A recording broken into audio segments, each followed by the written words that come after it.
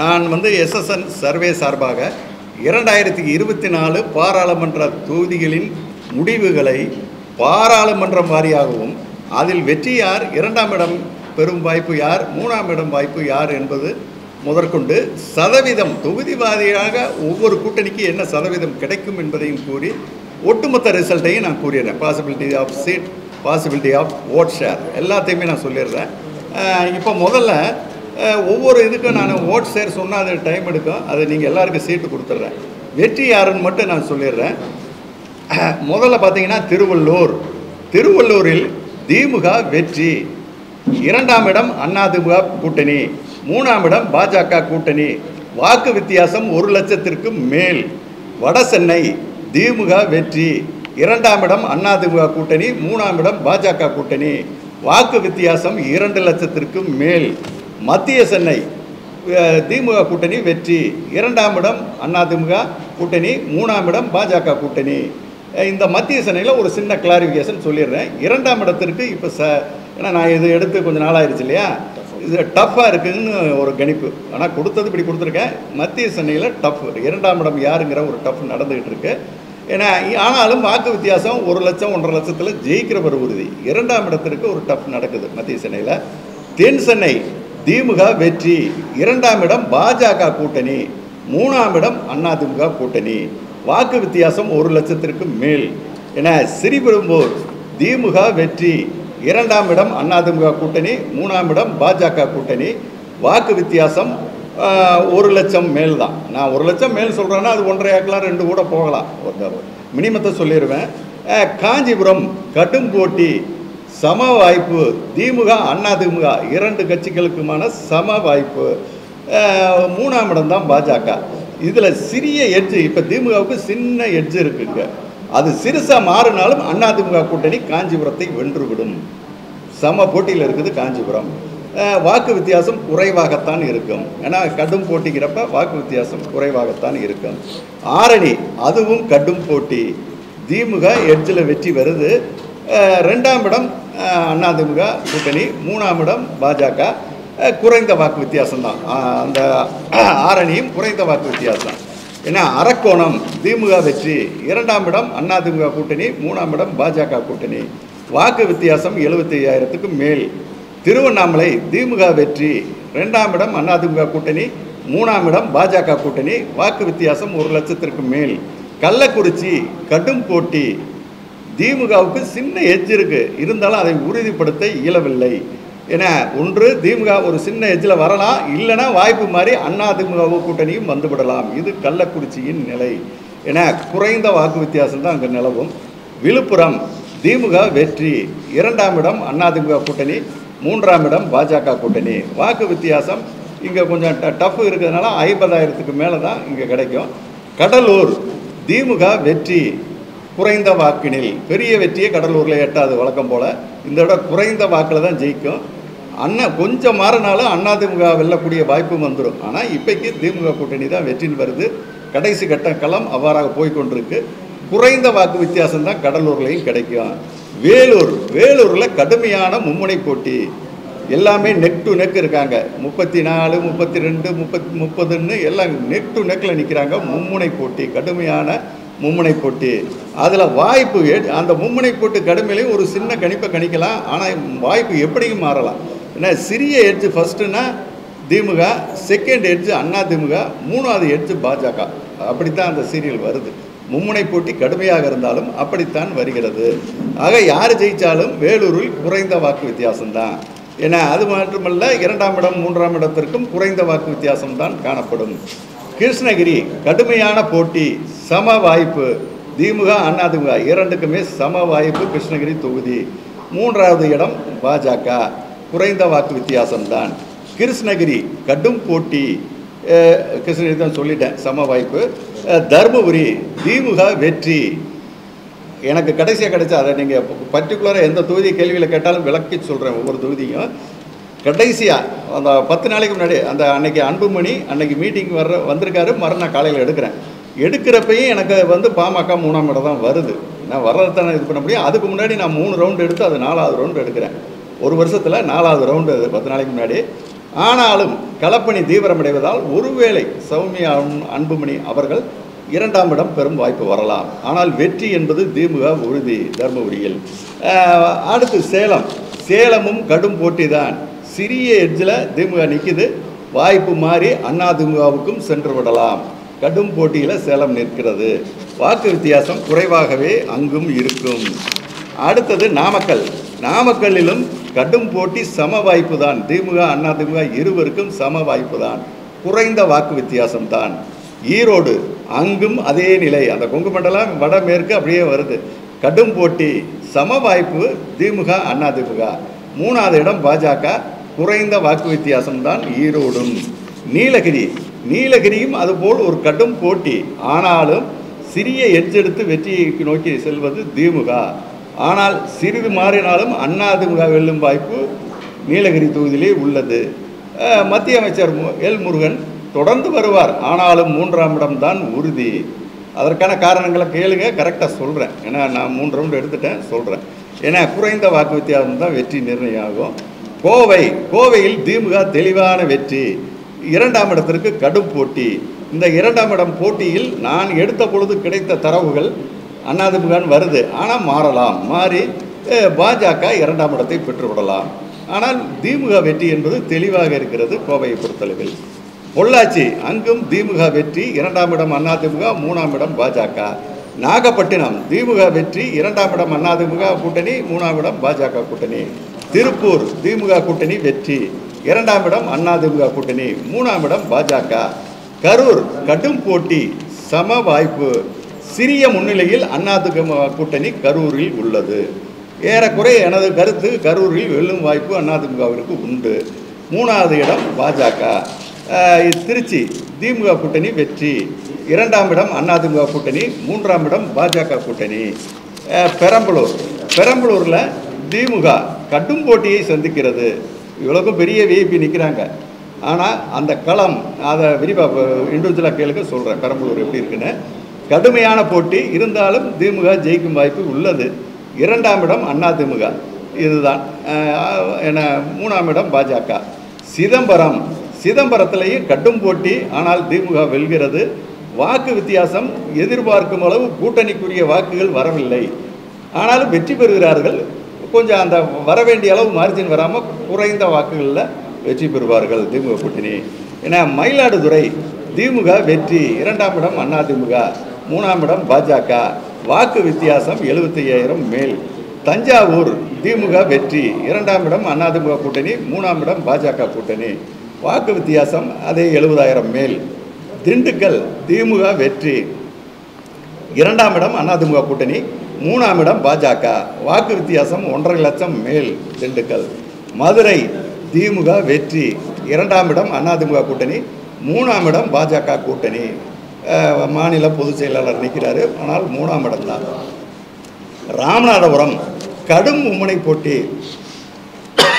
சிறிய வாய்ப்பு ஓபிஎஸ்க்கு கிடைக்கலாம். 3 மும்முனை போட்டினா 3 பேர் நெக் டு நெக்கில் இருக்காங்க. சிறிய வாய்ப்பு ஓபிஎஸ்க்கு கிடைக்கலாம் என்பது கருத்து. உறுதியேற்று சொல்ல முடியாது. அந்த வாய்ப்பை எது நிர்ணயம் செய்யும்னா கடைசி நேர பண விளையாட்டும் பல விஷயங்களும் அதை நிர்ணயம் செய்யும். சிவகங்கை கடும் போட்டி சம வாய்ப்பு திமுகவிற்கும் அதிமுகவிற்கும். குறைந்த வாக்கு வித்தியாசத்தில் யாருக்கோ ஒருவருக்கு வெற்றி சிவகங்கை. ஏன்னா விருதுநகர் அதிமுக கூட்டணி வெற்றி. 2ஆம் இடம் திமுக கூட்டணி, 3வது இடம் பாஜக கூட்டணி. வாக்கு வித்தியாசம் 50,000க்கு மேல். திருநெல்வேலி கடுமையான போட்டி திமுக வெர்சஸ் பாஜக. இதில் சிறிய முன்னிலை திமுக பெறும். குறைந்த வாக்கினில் திமுக வெற்றி பெறும் வாய்ப்புண்டு. திருநெல்வேலி. கன்னியாகுமரி திமுக வெற்றி, அழுத்தம் திருத்தமான வெற்றி கன்னியாகுமரி. 2ஆம் இடம் பாஜக, 3ஆம் இடம் அதிமுக ஏறக்குறைய பிணைத்தொகையை இழந்துவிடும். வாக்கு வித்தியாசம் 1 லட்சத்திற்கு மேல் கன்னியாகுமரி. ஏன்னா தூத்துக்குடி திமுக வெற்றி. 2ஆம் இடம் அதிமுக கூட்டணி, 3வது இடம் பாஜக கூட்டணி. வாக்கு வித்தியாசம் 2 லட்சத்திற்கு மேல். தென்காசி திமுக வெற்றி. 2ஆம் இடம் பாஜக கூட்டணி, மூன்றாவது இடம் அதிமுக கூட்டணி. தென்காசி, தேனி திமுக வெற்றி. இரண்டாம் இடத்திற்கு கடும் போட்டி நடக்கிறது. டிடிவியா அதிமுக என்று கடும் போட்டி. அதில் டிடிவி தினகரன் இரண்டாம் இடம் பெறும் வாய்ப்பு உள்ளது. அதே சமயம் திமுக இங்கு 1,00,000 வாக்கு வித்தியாசத்தில் ஜெயிக்கும் வாய்ப்பு உள்ளது. தேனி 39 சொல்லிட்டேன். அதே மாதிரி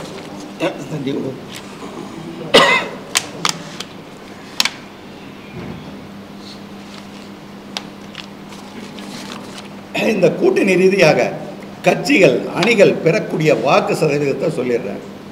திமுக கூட்டணி 39 முதல் 44% வாக்குக்குள் தான் அவர்களால் பெற இயலும். இந்த ரேஞ்சில் தான் திமுக கூட்டணி வாங்க முடியும். 39 to 44. அதிமுக கூட்டணி 30% முதல் 35% இந்த தடவை வாங்கும் வாய்ப்பு உண்டு. ஏன்னா பாஜக கூட்டணி 16% முதல் 21% வரை வாங்கும் வாய்ப்பு உண்டு. நாம் தமிழர் 6 முதல் 9% வாக்குகளை பெறும் வாய்ப்பு உள்ளது. இதுதான் 4 அணிக்கான 3 அணி. அவர் தனியாக நிற்கிறார். தனியாக நின்னாலும் 6 to 9 வரைக்கும் செல்லக்கூடிய வாய்ப்பு இருக்கிறது. வெற்றிகளுக்கான இது பார்த்தீங்கன்னா தொகுதி வெற்றி பார்த்தீங்கன்னா டோட்டலாக பாஜக 0விலேயே நிற்கலாம், 2 தொகுதியும் வெல்லலாம். அப்போ பாசிபிலிட்டி 0 to 2. அதிமுக கூட்டணி 2 தொகுதிகள் உறுதியாக வெல்லும். ஆனால் 7 தொகுதி வரை வெல்ல வாய்ப்பு உள்ளது. அப்போ அதனுடைய வாய்ப்பு எப்படி சொல்லலாம்னா 2 to 7. இதுதான் அதிமுக. மூன்றாவதாக திமுக கூட்டணி குறைந்தபட்சம் 30 தொகுதியில் வெல்லும், அதிகபட்சமாக 37 தொகுதிகளும் வெல்லும். அது ஒருவேளை இழந்தால் 2 தொகுதிகளை இழக்கலாம். ஏன்னா நான் பாண்டிச்சேரி எப்பயும் எடுத்ததில்லை, இப்போவும் எடுக்கலாம். 39க்கு தான் இந்த ரிசல்ட்.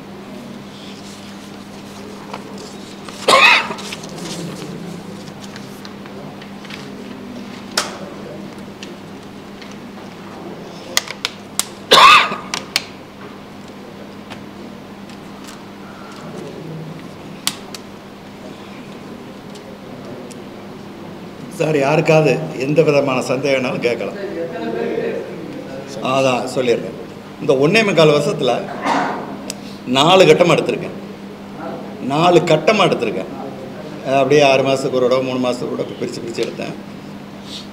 எடுத்ததில் ஏறக்குறைய அதை கரெக்டாக கவுண்ட் பண்ணலாம். நான் உத்தேசமாக தெரியும் 40,000 சாம்பிள் எடுத்திருக்கேன்.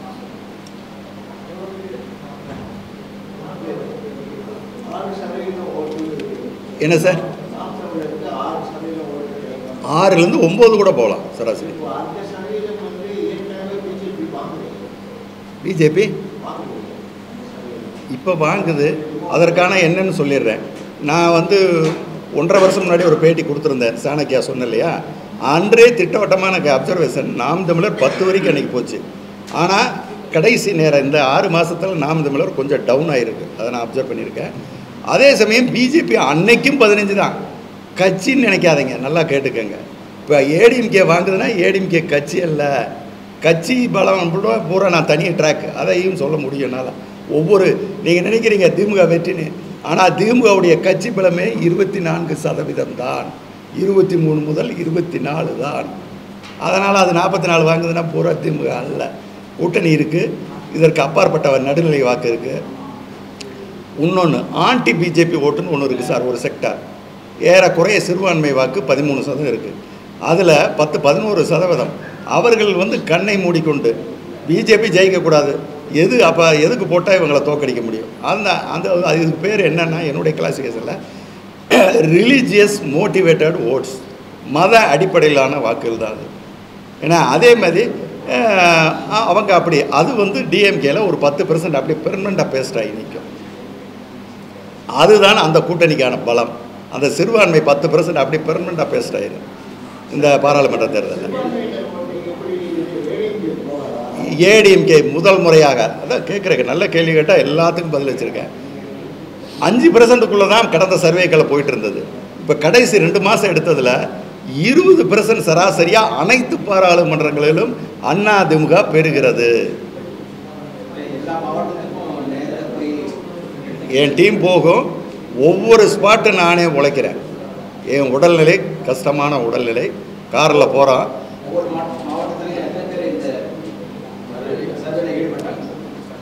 ஒரு 5-6 பேர் சார், ரொம்பலாம் கிடையாது. 1.5 வருஷம் எடுத்திருக்கேன். 5-6 பேர் தான். ஆனால் என் நேரடி கண்காணிப்பிலேயே தான் நடக்கும். சர்வே எடுத்து பண்ண 15 சாம்பிள் இடத்துல எடுக்கப்பட்டால் அடுத்த 5-6 நிமிஷம் பூரா செக் பண்ணிடுவேன். மாவட்டம் நான் கிளாஸிஃபை பண்ண முடியாது. ஏன்னா மாவட்டங்கள் ஒரு இது 3 விதியாக பிரிஞ்சிருது. எம்பின்னு கேளுங்க சொல்கிறேன். எம்பி ரீதியாக தான் எல்லாம் பிரித்து வச்சுருக்கேன். மாவட்டங்கிறத விட பாராளுமன்ற வயசாக தான் நான் கணக்கு வச்சேன். ஒரு சில பாராளுமன்றங்கள் 700-800 வரைக்கும் எடுத்திருக்கேன் சார். ஒரு சில பாராளுமன்றம் 1500 சாம்பிள் எடுத்திருக்கேன். அதாவது முக்கியமாக சிக்கலான தருமபுரியில் சிக்கலான பாராளுமன்றனால 1400ன்னு நினைக்கிறேன். மொத்தம் நான் எடுத்த 4 தடவை எடுத்ததில் 1400 சாம்பிள் எடுத்திருக்கேன். அதான் 16 to 20 சொல்லிட்டேன்ல சார். கூட்டணி 16 மினிமம், 20 வரைக்கும் போகும். அதிமுக 30லேருந்து 35 வரைக்கும் பாசிபிலிட்டி.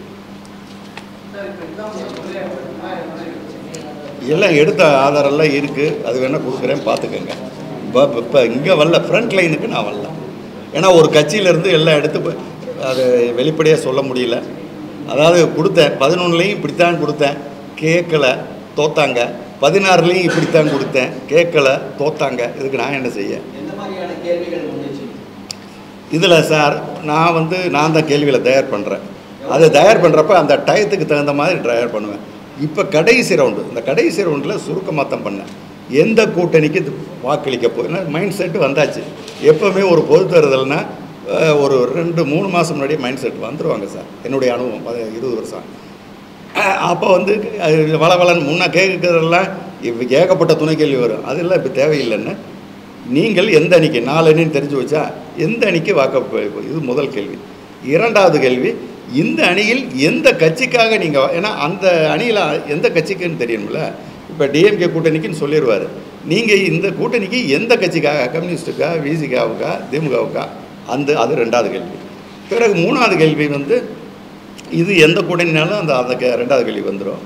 பிறகு மூணாவது கேள்வி முக்கியமாக அந்த வாக்குகளுடைய சரிவு நிலையை கண்டுபிடிக்கணும்னா அது தேவை. 2021 சட்டமன்ற தேர்தலில் நீங்கள் யாருக்கு வாக்களித்தீர்கள்? அது இன்னொன்று, என்னுடைய உளவியல் முறையில் முழுக்க ஜாதி, நீங்கள் நிறைய பேர் சொல்லலாம் ஜாதிக்கும் தேர்தலுக்கெல்லாம் சம்மந்தம் இல்லைன்னு. நான் முழுசாக சம்மந்தம் இருக்குன்னு சொல்ல மாட்டேன். ஒரு பெருமளவு, ஒரு கணிசமான பங்கை ஜாதி அளிக்கிறது. அதனால் ஜாதியும் கேட்டுருவேன். 5 கேள்வி கடைசி ரவுண்டு. அதுக்கு முன்னாடி எடுத்ததெல்லாம் 10-12. விஜய் வர்ற மாதிரி சொல்கிறப்ப வர்றதுக்கு முன்னாடியே எடுத்துட்டேன். விஜய் கடைசி ரவுண்டு 5 கேள்வி தான். ஆமாம், ரவுண்டு மாறுறப்ப வேறு கேள்வி. இது கடைசி 4வது ரவுண்டு சார். 3வது ரவுண்டில் வேறு மாதிரி நிறைய கேள்வி, 8 கேள்வி வந்தது. அதுக்கு முன்னாடி ஆரம்ப இனிஷியலில் 13-14 கேள்வி வச்சுருந்தேன் ஃபஸ்ட்டு ரவுண்டில். ஏன்னா அப்போ விரிவாக பல விஷயங்களே, அப்போ தேர்தலுக்கு டைம் இருந்தது. பல்வேறு விஷயங்களை, ஒவ்வொரு சிறிய கட்சிகளுடைய பலம் என்ன, பெரிய கட்சியின் பலம் என்ன, கிராமங்களில் கட்சிகளின் நிலை என்ன, ஏன்னா எல்லா ஊர் கிராமங்களையும் திமுக, அதிமுக கட்டாயம் இருக்குது. ஒரு ஊரில் இந்த கட்சி முன்னாடி இருக்கும், ஒரு ஊரில் அந்த கட்சி முன்னாடி இருக்கும். அவங்க தான் முதல் 2 இடம். ஆனால் சிறு கட்சிகள் நிலை எடுத்தால் ஒரு கிராமத்தில் சிறு கட்சி 7-8 இருக்குது சார். அதில் ஒரு 3-4 ஒரு ஊரில் இருக்கும். இன்னொரு ஊரில் 5-6 கட்சி இருக்கும். இன்னொரு ஊரில் 7 கட்சி கூட இருக்கும். 7 கட்சினா 7 கட்சியுமே சிறு கட்சி, சின்ன லெவலில் இருக்கும். இப்படி அதை கணிப்பது இந்த ஆய்வுகளுக்கு மிக அடிப்படையான ஒரு எனக்கு தேவையான விஷயம். அதை கரெக்டாக எடுத்தேன்.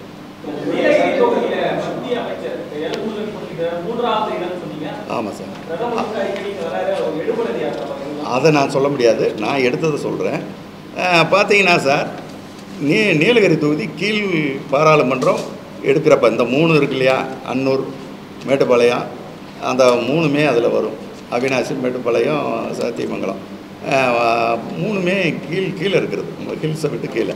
அதில் பார்த்தீங்கன்னா திமுகவை விட, ஏன்னா அந்த பகுதி இரட்டைலை மிக செல்வாக்கான பகுதி, அது இன்றும் நீடிக்கிறது. திமுகவை விட செல்வாக்கா யார் இருக்காங்கன்னா அதிமுக இருக்குது. அந்த 3 சட்டமன்றத்திலையும் பாஜக எனக்கு 2 தடவையும் ப்ரீவியஸில், இப்போ லாஸ்ட்டில் இதுக்கு முன்னாடி 2 தடவையும் எடுக்கிறப்ப 6%, 7% தான் பாஜக வந்தது அந்த. ஆனால் மேலே போய் எடுக்கிறப்ப என்ன வருதுன்னா, திமுக ஏன்னா குன்னூரில் வலிமையாக இருக்குது மேலே. அதுக்கடுத்து அதை ஒட்டி அப்படியே அதிமுக வர்றாங்க. அதை ஒட்டியே பாஜகவும் மேலே நல்லா தான் இருக்குது பாஜக. ஆனால் கலவையாக வரும் இல்லையா, ஒரு தொகுதினா 6 சேருது இல்லையா. மேலே இருக்கிற 3 தொகுதியில் ஓரளவு நல்லா இருக்காங்க பாஜக, கீழே இருக்கிறதுல படு வீக்காக இருக்காங்க. அப்போ அதை டோட்டல் ஆவரேஜ் பண்ணி தானே பார்க்க முடியும். அதனால் 3ஆம் இடத்திற்கு வர்றாங்க. அதுதான். ஆமாம் சார், தனியாக நின்று எப்படி ஜெயிக்க முடியும்? ஏறக்குறைய தனியாக நான் கட்சியினுடைய பலத்தை 1.25 வருஷம் முன்னாடி எடுத்தப்போ எனக்கு கிடைச்சதை சொல்லிடுறேன். ஒவ்வொரு கட்சிக்கும் அப்போவே நிறைய பேர் அது இங்கே டிவியில் உட்காந்துக்கிட்டு பெரிய அறிவுஜீவி மாதிரி எந்த களத்தையும் பார்க்காம உளர்றாங்க. ஆனால் உண்மையில் கிடைத்தது திமுகவின் வாக்கு 23-24. நான் எடுக்கிறப்ப அப்போ தான் ஓபிஎஸ் பிரிஞ்சிருக்காரு. அப்போ நான் அந்த கேள்வியெல்லாம் பிரித்து வச்சு எடுத்தேன். நீங்கள் அதிமுகவா, இப்போ யாருக்கு சப்போர்ட்டு அப்படி எடுக்கிறப்ப என்ன ரிசல்ட் வருது தெரியுமா? 13% பேர் எடப்பாடி அன்று. இன்றைக்கி நிலம் மாறி போச்சு தலைகளா. அன்னைக்கு அந்த 1.25 வருஷம் 1.5 வருஷம் முன்னாடி எடுக்கிறப்ப அவங்க ஓபிஎஸ் பிரிஞ்ச நேரத்தில் எடுக்கிறேன் தமிழ்நாடு முழுக்க. யாருக்குன்னா 13% தான் எடப்பாடி. 5% என்ன சொன்னாங்கன்னா 5.1. நாங்கள் ஓபிஎஸ் டிடிவி அவங்க சைடு சொன்னது 5.1. அதே இது இன்னொரு 5% எங்களுக்கு அந்த ஆள் வேணாம் இந்த ஆள் வேணாங்க ரெட்டலை தாங்கன்னு 5%. நான் அந்த 3 ஆப்ஷன் கொடுத்து தான் அந்த கேள்வியை வச்சேன். ரிசல்ட்டு அப்போ ஏறக்குறைய அதிமுகவுடைய பலம் என்ன? 23. புரியுதா உங்களுக்கு? இன்றைக்கி 5.1 இருந்த அடுத்தடுத்த ஆய்வு நான் எடுத்துக்கிட்டே வர்றேன். 5.1 இருந்த ஓபிஎஸ் டிடிவி கரைந்து தேய்ந்து 1.5% வந்துட்டாங்க. இந்த மும்முனை போட்டிங்கிறது கடும் போட்டி சார். ராமநாதபுரம், வேலூர், மீதியெல்லாம் சில கோயம்புத்தூர் கடும் போட்டின்னு நினைப்பீங்க. ஈஸியாக போகிற போக்கில் திமுக 1 லட்சம் வித்தியாசம் ஜெயிப்பாங்க சார். அதுக்கு கோயம்புத்தூரை பற்றி உளவியல் சொல்கிறேன், கேட்டுக்கங்க. ஏன்னா இப்போ கோயம்புத்தூர் பார்த்தீங்கன்னா நான் தொடர்ந்து 4 ரவுண்டு எடுத்துட்டேன் சார். ஃபைனல் ரவுண்டு சேர்த்து 4 ரவுண்டு எடுத்திருக்கேன் ஒரு வருஷத்தில். அவங்க வாங்கினது 38, 40, 42. 38 ஒரு தடவை தான், மீதி 3 தடவையும் 40, 42 தான் வந்திருக்காங்க. புரியுதா? அப்போ அவங்கள 40ன்னு நம்ம சராசரியாக, ஏன்னா கடைசியாகவும் 42 வந்திருக்காங்க. அப்போ நான் சராசரியாக 40 எடுத்துக்கிட்டேன். புரியுதா? அதே சமயம் இந்த அங்கு பாஜக வலிமையாக இருக்குது. புரியுதா? அந்த வலிமை திமுகவை பாதிக்கலை. திமுகவுக்கு என்ன வலிமையோ அது அப்படி நிற்கிது. யாரை பாதிக்குதுன்னா அதிமுகவை பாதிக்குது. அதிமுகவுக்கு சராசரியாக 2 பேருமே சமமாக தான் வந்துக்கிட்டு இருந்தாங்க. 25, 26 தான் அந்த 3 ஆய்வுலையும் வந்தாங்க. கடைசி ஆய்வில் இப்போ நான் கடைசி கேண்டிடேட்லாம் அனௌன்ஸ் ஆன பிறகு போய் எடுக்கிறப்ப கடைசி ஆய்வில் என்ன வந்ததுன்னா உண்மையை வந்தது சொல்லிடுறேன். அதிமுகவுக்கு 27%, பிஜேபிக்கு 22% தான் வந்தது. ஆனாலும் எனக்கு நான் கிடைக்கிறத மட்டும் எடுத்துக்கிற ஆள் கிடையாது. நான் ரிசல்ட் சொல்கிறேன்னா எனக்கு பழைய ரெக்கார்ட்ஸு பல்வேறு விஷயங்களை நான் எடுப்பேன். அதே மாதிரி இப்போ நடந்து கொண்டிருக்கிற அந்த உளவியல், பல உளவியல் இருக்குது. சில உளவியல் சொல்கிறேன் ஓப்பனாக. கவுண்டர் சமுதாய வாக்கு அந்த கோயம்புத்தூர் பொள்ளாச்சிலாம் எப்படி விழுந்துக்கு நான் ஏன்னா ஒவ்வொரு 4 சர்வேலையும் ஜாதியை கேட்குறேன். கவுண்டர் சமுதாய வாக்குகள் இல்லை, கொங்கு வேளாள கவுண்டர் சமுதாயத்தில் 45% வச்சுக்கலாம். அதிமுக எடப்பாடி தான் தொடர்ந்து வச்சுருந்தார் கையில். அதுக்கடுத்து இவங்க 2 பேரும் அந்த 55 தான் பிரித்தாங்க. ஆளுக்கு 25ங்கிற லெவலில் தான் இவங்க பிரித்தாங்க. யார்? திமுகவாகட்டும் அண்ணாமலை பிஜேபி ஆகட்டும் பிரிச்சுக்கிட்டு இருந்தாங்க. ஆனால் இப்போ என்ன மேஜிக் நடந்திருக்கு தெரியுமா? அண்ணாமலை வேட்பாளரான பிறகு பிஜேபி கொங்கு வேளாள சமுதாயத்தில் 42% வாங்குது. எடப்பாடி ரெட்டலை இப்போ கொங்கு சமுதாயத்தில் 25 தான் வாங்குது. அப்படியே உள்டாவாயிருக்கு பாருங்கள். இந்த மாதிரி உளவியெல்லாம் நான் எடுக்கக்கூடியது. அது மாதிரி நாயுடு சமூக வாக்குகள் எப்படி போகுதுங்கிறது அது ஒரு பேட்டர்ன். ஏன்னா பட்டியல் நான் பெரிய மேஜர் ரோலாக இருக்கிற எல்லா சமுதாயத்தையும் பிரித்து வேறு அணிவரை பார்த்துருவேன் சார். அதுவும் அதுதான் சொன்னேன், அப்போதே சொன்னேன்.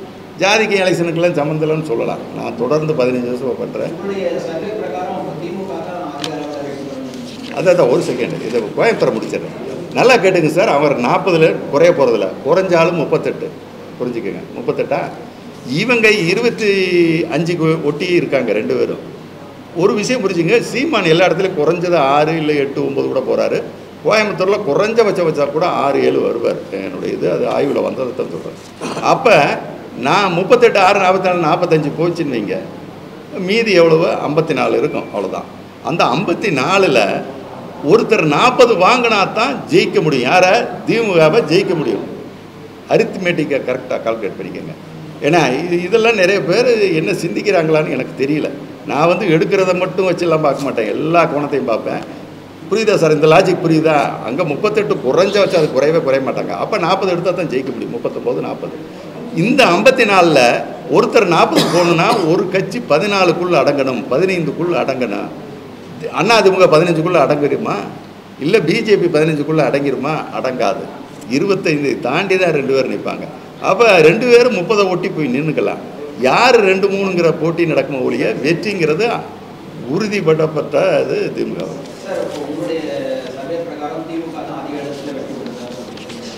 ஆமாம், அப்படித்தான் கொடுத்துட்டேன்ல. காரணம்லாம் ஒன்றும் இல்லை சார் பெருசாக. திமுக கடந்த முறை பெற்ற வாக்கை விட சராசரியாக 4லேருந்து 6% ஓட்டை இழந்திருக்கு. அதிருப்தி தான் சார் இருக்குது. ஒன்றும் திமுகவை பிடிச்சு போட்டுடல சார். இங்கே மக்கள் எப்படி இருக்காங்க? கட்சி அடிமைகள் தான் பெரும்பகுதி.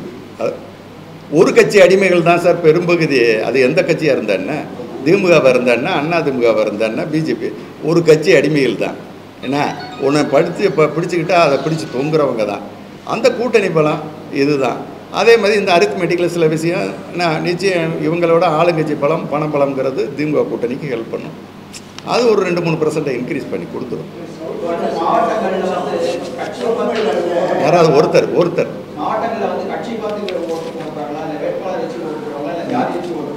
மேக்சிமம் கட்சியை பார்த்து சார்.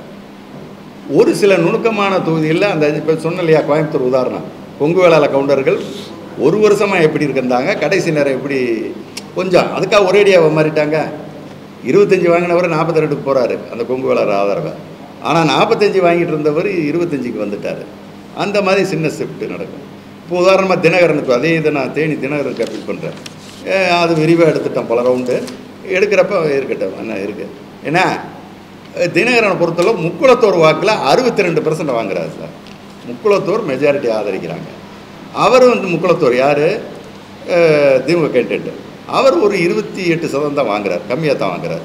அவரும் உள்ளூர் அந்த கல்லர் சமூகம் 28 வாங்குறாரு. ஏறக்குறைய 90 ஆயிடுச்சா. அதிமுகவில் வேட்பாளர் கூட திரிகிறது பூரா முக்குளத்தோர். எல்லாம் பணப்பட்டுவாள் சொல்லக்கூடாது. ஏன்னா எல்லாம் அவங்க தான். ஓட்டு எவ்வளோ போடுறாங்க தெரியுமா? 9% தான் அதிமுக போடுறாங்க. ஆனால் கேட்டால் இப்போ எல்லாம் இருக்கான், அடுத்த ரெட்டலைக்கு போட போகிறோம். இந்த விட தினகரனுக்காக நாங்கள் தினகரனுக்கு பிறகு ஜாதி இல்லைன்னு என்னத்தை சார் சொல்கிறீங்க? இதே சமயம் 2வது பெரிய பட்டியல் சமூகம் பெரிய சமூகம். அதிலிருந்து என்ன முதல்ல பிஜேபிக்குன்னு கடந்த சர்வேயில் நிறைய பேர் போட்டவங்க இந்த விட மிக குறைவாக போட்டு. ஏன்னா காரணம் டிடிவினா வேண்டாம், பிஜேபிக்காக போட்டவர்கள் மாறுகிறார்கள். பட்டியல் சமூகம் டிடிவிக்கு போட மாட்டேங்கிறாங்க. 2% வாக்கை கூட பெற முடியவில்லை. அதே மாதிரி பார்த்தீங்கன்னா நாயுடு நாயக்கர் 3வது சமுதாயம் தேனி பாராளுமன்றத்தில். அந்த நாயுடு சமுதாயத்தில் கேண்டிடேட் நிற்கிறாரு அதிமுகவில்.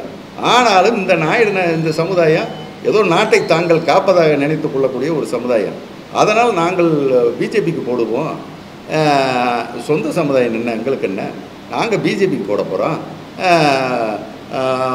இவர் டிடிவி நல்லவர், கடந்த முறை நல்லா செஞ்சார், நல்ல மனுஷன், அதனாலன்னு சொல்லி நாயுடு சமுதாயம் கேண்டிடேட் ஏடிஎம்கேல நிற்கிறான் சார். ஆனால் நாயுடு சமுதாய வாக்கு அதிகம் பெறுறது டிடிவி பெறுறாரு.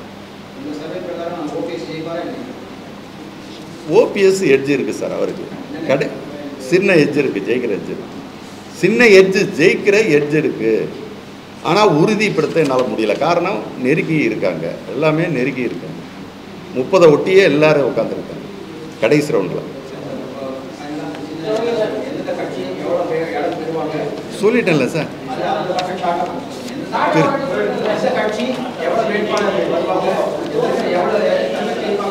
சார் அந்த சார் அது பாசிபிலிட்டி தான் சார். நான் என்னுடைய ரிசல்ட் பாசிபிலிட்டி தான் சொல்லுவேன்.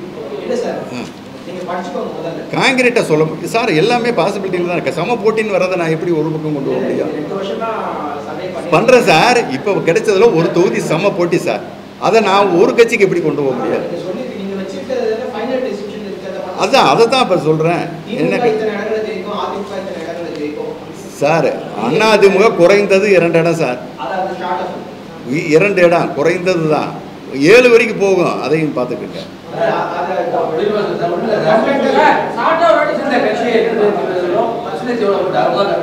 அது சொல்லிட்டேனே. சரி, பெர்சன்டேஜாக சொல்கிறேன் கரெக்டாக. அதாவது திமுக கூட்டணி 39லிருந்து 44% வரை வாங்கும். அதிமுக கூட்டணி 30%லிருந்து 35% வரை வாங்கும் வாய்ப்பு உண்டு. பாஜக கூட்டணி 16% முதல் 21% வரை வாங்கும் வாய்ப்பு உண்டு. நாம் தமிழர் கட்சி 6% முதல் 9% வரை வாங்கும் வாய்ப்பு உண்டு. சீட்டுகள் எவ்வாறு கிடைக்கும் என்றால், பாஜக கூட்டணிக்கு 0லையும் நிற்கலாம், 2 தொகுதியில் வாய்ப்பும் வரலாம். இது அவங்க. அதிமுக கூட்டணியை பொறுத்தவரையில் 2 தொகுதிகளில் நிச்சயமாக வெற்றியும், 7 தொகுதி வரை வாய்ப்பு. 2ங்கிறது 7 வரைக்கும் கூட போய் நிற்கலாம், 4 5 ஏதோ ஒரு ஸ்டாண்டு. 2 to 7ங்கிறது அவங்க வாய்ப்பு. திமுக குறைந்தபட்சம் 30ல் உறுதியாக ஜெயிக்கும், அதிகபட்சமாக 37ம் ஜெயிக்கும் வாய்ப்பு உண்டு.